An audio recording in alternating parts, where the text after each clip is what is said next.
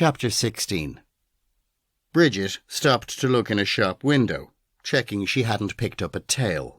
She'd seen this on telly numerous times. You look in the reflection to see if anyone is following you. It was proving trickier than she'd imagined. In a movie, the extras would all walk by in straight lines and some over-muscled Eastern European guy would stutter step, look around in confusion, and give himself away. In reality, actual people were proving to be much messier than that.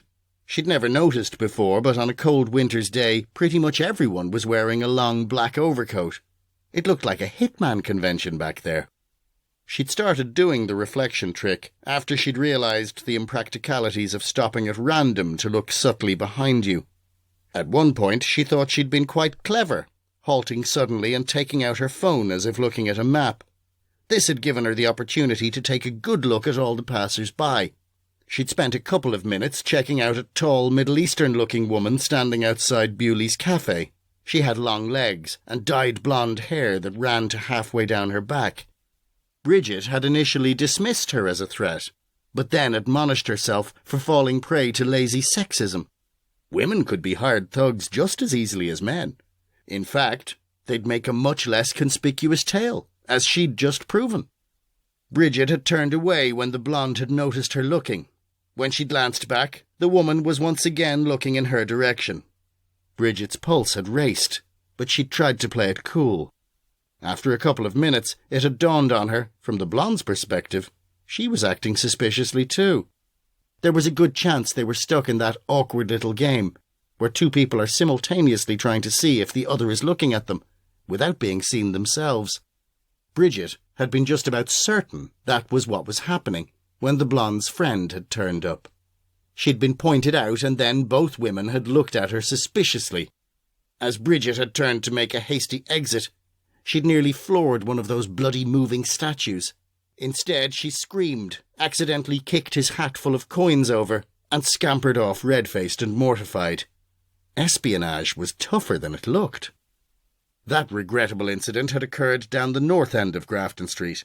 She'd since zigzagged up and back around the various side streets and was now on Clarendon Street, opposite the Westbury Hotel.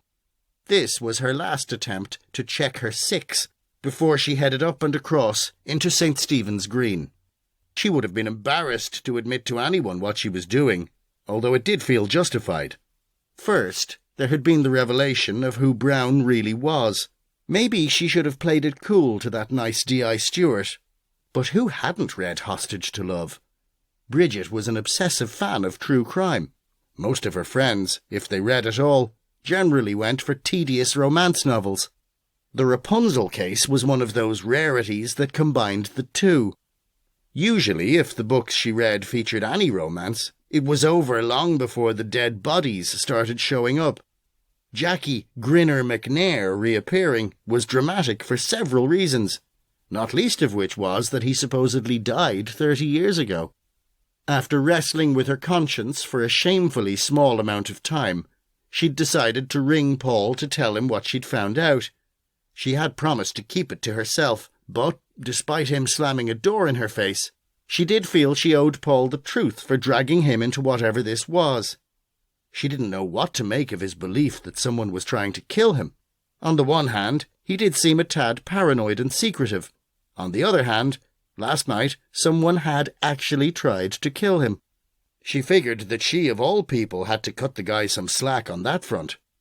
That wasn't to say that the weirdness with the cat wasn't a big red flag. Then there'd been the voicemail she'd received after she'd finished her call to Paul. It had been D.I. Stewart telling her to report back to his office at Garda HQ in the Phoenix Park immediately, or, failing that, just to walk into the nearest police station and stay there until she heard from him. That had put the wind right up her. She'd tried ringing Paul again, but there'd been no answer. She pretended to herself that she had carefully considered her options, before deciding to go ahead with meeting him anyway. Which all led back to the rather embarrassing truth of her situation. She didn't want to admit it to herself, much less anyone else, but she was absolutely loving this.